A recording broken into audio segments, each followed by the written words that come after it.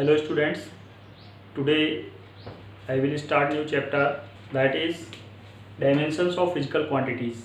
What are dimensions? The dimensions of a physical quantity are the powers which are raised to the fundamental units to obtain the derived unit of that physical quantity. I will give you an example. Unit of velocity. Velocity is displacement upon time. Therefore, unit of velocity will be unit of displacement upon unit of time. We can write unit of displacement to the power 1 into unit of time to the power minus 1. So, the unit of velocity is obtained by raising the power 1 to the unit of displacement and by raising power minus 1 to the unit of time. These powers are called the dimensions of the physical quantity. Therefore, the dimensions of physical quantity does not depend upon the unit expressing the physical quantity. There are so many other examples also. Next is dimensional formula. When a physical quantity is represented by a dimensional symbol within the square bracket, then it is called the dimensional formula of the given physical quantity.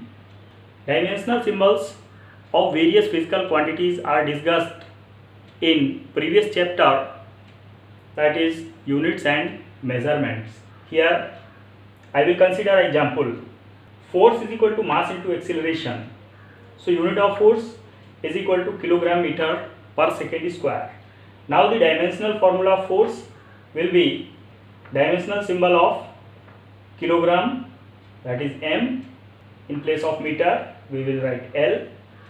In place of second we will write T to the power minus 2. Next is dimensional equation. An equation obtained by equating the symbols of a physical quantity with its dimensional formula is called the dimensional equation of that physical quantity. Let us consider again an example. Dimensional equation of force.